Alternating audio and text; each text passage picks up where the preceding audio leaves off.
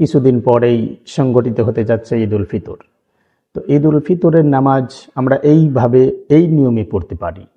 আসসালামু আলাইকুম রহমতুল্লাহি তাআলা ওয়া বারাকাতুহু। সম্মানিত দর্শক মণ্ডলী, আজকে আমাদের আলোচনার বিষয় থাকছে ঈদের নামাজের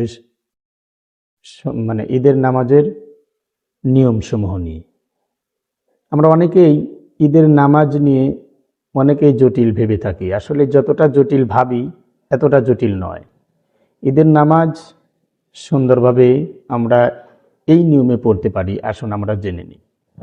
আমরা যখন ঈদ উল আজহা অথবা ঈদ উল ফিতর, যেহেতু সামনে রমজান মাস শেষের দিকে, কিছুদিন পরেই সংগঠিত হতে যাচ্ছে ঈদ উল ফিতর।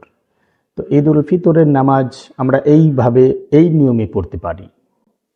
প্রথমে আমরা যখন ঈদ উল ফিতরের নামাজের জন্য দাঁড়াবো, যেহেতু এই নামাজটা ওয়াজিব, আর এই নামাজটা আদায় করা প্রত্যেক মুসলমান বালেগ মুসলমানের উপরে ওয়াজিব, এবং ঈদের নামাজের শেষে যে খুতবাটা হয় এই খুতবাটা শোনা ওয়াজিব। আমরা অনেকেই খুতবা না শুনে বাড়িতে চলে আসি। আসলে এটা উচিত নয়, এটা কাম্য নয়। প্রত্যেকেরই নামাজের সাথে সাথে খুতবাটাও শোনা জরুরি।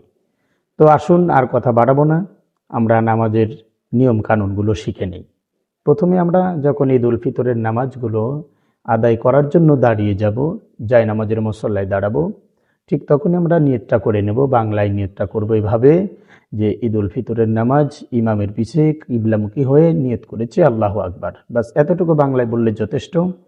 এরপরে যখন আমরা এই নিয়তটা করব, আল্লাহু আকবার বলে হাতটা উঠাবো এবং হাত বাঁধবো। তাকবীরে তাহরিমা বাঁধার পরে সানা পড়ব।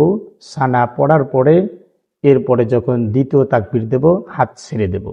তৃতীয় তাকবীর দেব, হাত ছেড়ে দেব। চতুর্থ তাকবীরের মাথায় হাত আবার পুনরায় তাকবীরে তাহরিমার মতো করে বাঁধব। বাঁধার পরে সূরা ফাতিহা শেষ করে যে কোনো একটা সূরা মিলিয়ে রুকুতে যাওয়ার পরে, তারপরে সিজদায় যাওয়ার পরে, এভাবে এক রাকাত শেষ করার পরে আবার দ্বিতীয় রাকাতের জন্য আমরা যখন দাঁড়িয়ে যাব, দ্বিতীয় রাকাতে দাঁড়িয়ে যাওয়ার পরে সর্বপ্রথম সূরা ফাতিহা, অন্য যে কোনো একটা সূরা মিলিয়ে যখন রুকুতে যাব, ঠিক তার আগ মুহূর্তে রুকুতে যাওয়ার আগে পূর্বের তাকবীরের মতো আবার তাকবীর বলবো, আল্লাহু আকবার বলে হাত ছেড়ে দেব। দ্বিতীয় তাকবীর বলবো, আবারও হাত ছেড়ে দেব। তৃতীয় তাকবীর বলবো, তারপরও ছেড়ে দেব। এরপরে আমরা রুকুতে যাব। আল্লাহু আকবার বলতে বলতে রুকুতে যাব। রুকুতে যাওয়ার পরে সুবহান রাব্বিয়াল আযীম শেষ করার পরে রুকু থেকে ওঠার পরে আবার সিজদায় যাব। সিজদায় যাওয়ার পরে সুবহান রাব্বিয়াল আ'লা পড়ার পরে সিজদা শেষ করে তাশাহুদ পড়ে নামাজ যখন আমাদের 2 রাকাত শেষ হয়ে যাবে, এরপরে আমরা সেখানেই বসে থাকব, তাসবিহ তাহলিল পাঠ করতে থাকব, তাকবীরে তাহরিমা তাকবীরে তাশরিক পড়তে থাকব ইমামের পিছনেই। এরপরে ইমাম যখন খুতবা পাঠ করবে, সে খুতবাটা আমরা মনোযোগ সহকারে শোনার চেষ্টা করব। এভাবে আমরা ঈদের নামাজগুলো আদায় করার চেষ্টা করব।